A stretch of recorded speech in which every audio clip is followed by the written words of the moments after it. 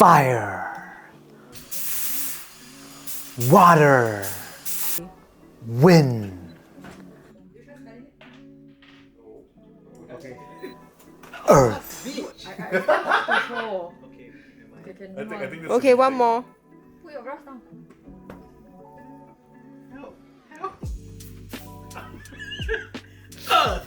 When all these elements are in balance, we will have world peace. And yes, with that fresh off the press, today we have the brand new 7hz Sonus. Lately, we have an onslaught of dual dynamic driver IEMs in the market with models such as the Truthear Zero Project Red and the Treble Kailua. The thing is, 7hz is quite determined to buck that trend by offering a dynamic driver and a balanced armature hybrid when dual DDs are trending. I welcome that as I'm a person who gets bored really easily, and going back to a different tonality is quite a breath of fresh air in a sea of similar releases. So let's kick things off with an unboxing. On the front of the box, you see a render of the Sonus plastered in the center. My unit is the clear silver unit, and as such, you would see it at the front of the box. The Sonus is a single BA plus single DD hybrid IEM as advertised. Oh, there's a philosophical statement on the box as well. I need to put on my philosophical voice for this. Sonus, where music comes alive, let Sonus fill your world with sound. Real words to live by. Apart from that, nothing much at the sides. The back of the box shows an exploded view of the Sonus, so you get a 3D rendering of all the bits of the dynamic driver components as well as the BA. Now, removing the sleeve is an orange box with the 7hz logo on the top half, and inside it you get a piece of plastic that holds everything together in place. I assure you, the words you see here are actually really poetic in Chinese, but does not really translate into English with the same eloquence.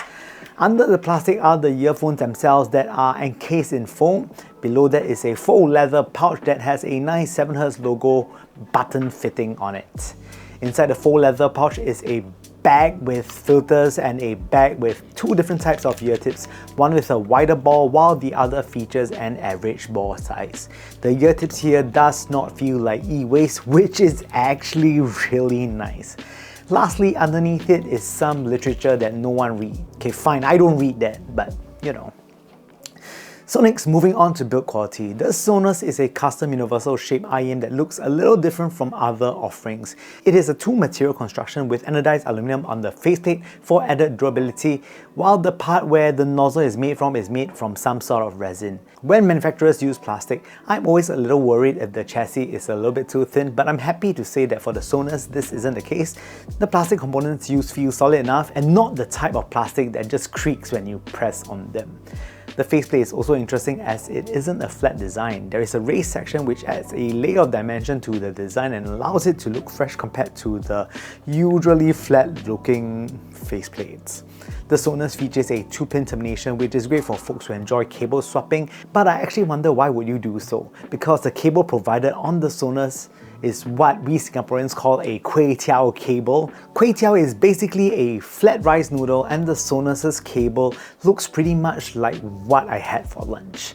The cable has a 2-pin 3.5mm termination and is largely defined by its flat geometry. The cable is interesting and rather easy to manage as well without much microphonics. It can be deployed quite quickly as well. Now back to the bits inside the chassis. The Sonus is a DD plus BA hybrid. It features a 11.3mm dynamic driver that is paired to a balanced armature. Very fortunately, my unit is clear, so you can see the drivers in all its glory. It is interesting that the BA isn't placed in the nozzle but rather close to the dynamic driver. And next we are going to talk about comfort. Comfort on the Sonus is pretty fine as expected with a custom universal shape. I think the question of comfort will mainly be from the cable as it is, well, thicker and flat. I feel that the cable is pretty comfortable to use, albeit unconventional. I really like how easy it is to deploy the cables on the Sonus as it just falls and untangles itself quite easily.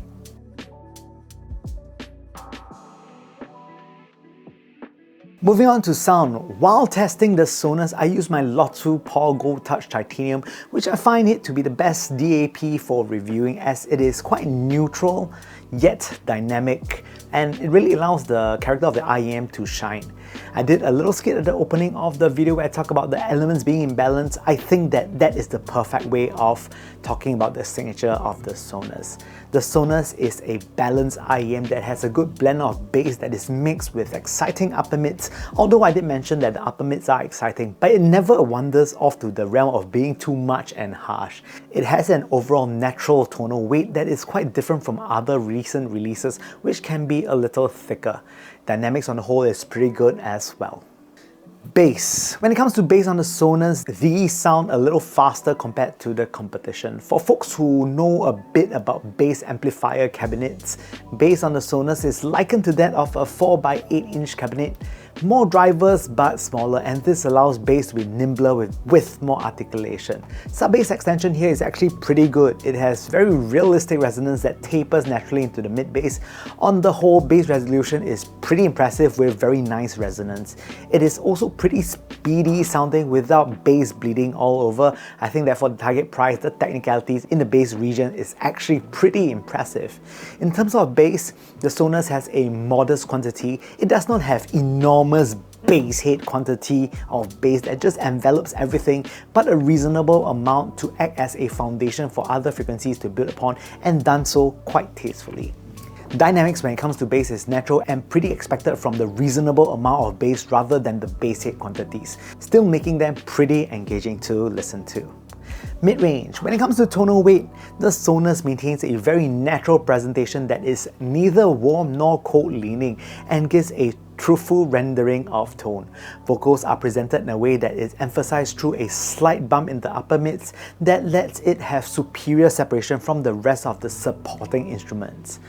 Of late, I must admit that I'm listening to idols again, please don't judge me, and it is quite nice to have the vocals to be the highlight. There is a silkiness when it comes to female vocals, and I think how the Sonus renders it is actually quite amazing for the ACG style music. Male vocals adapt the natural presentation that is shown in the Sonus. It does not come across as overly throaty or gritty, but rendered in a way where it's just natural. I think the level of transparency is quite awesome for a product in this price class. There is very good definition between the notes for vocals and instruments that is matched with a lifelike tonality. When it comes to instruments, the Sonus does it in a way where it is actually very crisp like a fresh apple. There is very good note definition as mentioned just now, and this easily aids in the perception of separation. And next, moving on to treble. I like how the treble is rendered on the Sonus. I think the extension on Sonus is very decent and it does not have much strange peakiness in the upper registers. Treble is smooth, effortless, aloof even. But that said, it is still very energetic, and this gives a very well-defined shape to the rest of the range. This is certainly adequately airy. Agents of treble annoyance such as crashes and cymbals are finely balanced with enough bite without becoming overwhelming. Soundstage, with regards to width and height, I found that the Sonus does a very reasonable job. It is larger than average in its price category, and it's simply more nimble sounding. Extension is wide and tall to a good degree.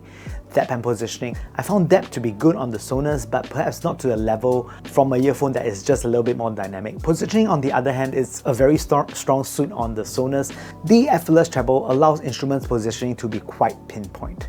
And of course, I would need to compare the Sonus with some other recently released earphones. Let's just start off with the Truthear Zero Project Red. Firstly, against the Project Red, which is quite a different design when it comes to driver choice, the Red being a dual dynamic driver IEM, while the Sonus a hybrid of 1DD and a BA. I found that the Red to be slightly warmer and a little bit more dynamic by comparison.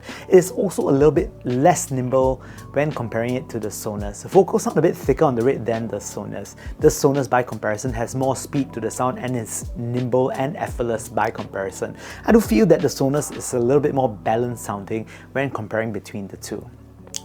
While both the Sonus and Red are built quite differently, but both actually still feature plastic in its chassis design, I don't really feel comfortable doing a sit test on them, but that is not to say that they won't survive the rigors of everyday life. They are both built pretty well, honestly. You won't go wrong with either choices, and if you really want to boil down to the nitty-gritty, it is really personal choice. Next, versus the Simgot Ea500. The Simgot Ea500 is the darling from the first half of 2023, and for good reason. It offers excellent technicalities at its price point. The Ea500 is built of metal and will certainly survive a sit test, but really for both the Ea500 and Sonus, both will just live up to the challenges of everyday life. What is really different between them is the signature. The Ea500 leans bright with good technicalities, and there is an emphasis on the upper mid-range, which can be a little bit too hot for some listeners, especially those coming from a warmer IEM. The Sonus remains more moderate with regards to this, and a signature that is easily more acceptable by comparison. I think that the Ea500 just has a hair more detail, but actually not by much, but the Sonus is way easier to listen to. I think that the Sonus is a very well-balanced IEM that is suitable for a very large array of genres. It's just not a bass head IEM where there is, a gazillion tons of bass, but it's the type of signature that does a lot of genres really well. I think for the price, it is an excellent IEM that offers a different flavor compared to the Project Red and other more harmonish IEM in its price category. Honestly, I really enjoyed it, and it has been my daily driver for a while now. And with that said, I hope you enjoyed today's episode of the Superchunk Super Audio Show, where we talk about some super cool audio stuff and some super cool things. If you like the content so far, please kindly press the like and subscribe button somewhere down below. It will help me out immensely. With that said, I hope to see you guys soon.